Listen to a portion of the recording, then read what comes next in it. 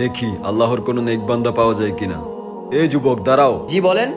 এই নাও, এটা হচ্ছে জায়নামাজের টুপি, আর এটা হচ্ছে টাকার গাছ, যে গাছে সবসময় টাকা ধরে। এই দুইটা থেকে তুমি কোনটা নিবে? কি গাছে আবার টাকা ধরে নাকি? বিশ্বাস না হলে এখানে দেখো। আরে আসলেই তো হুজুর, আমি টাকার গাছ নিব।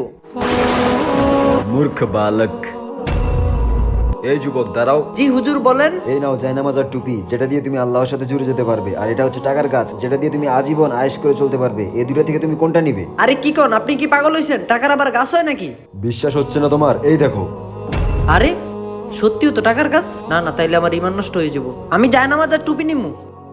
কিন্তু বালক, তুমি এই জায়নামাজের টুপি কেন বেছে নিলে? হুজুর, জায়নামাজের টুপি দিয়ে আমি নামাজ পড়বো, আর নামাজ হচ্ছে আমাদের নবীজির চোখের মণি। এই টাকার গাছ দিয়ে আমি দুনিয়াতে সুখ করতে পারবো, কিন্তু আখেরাতে আমার জন্য দুযুগ অপেক্ষা করতেছে। এই জায়নামাজের টুপি দিয়ে যদি আমি নামাজ পড়ি, তাহলে আখেরাতে আমার জন্য ভালো কিছু অপেক্ষা করতেছে।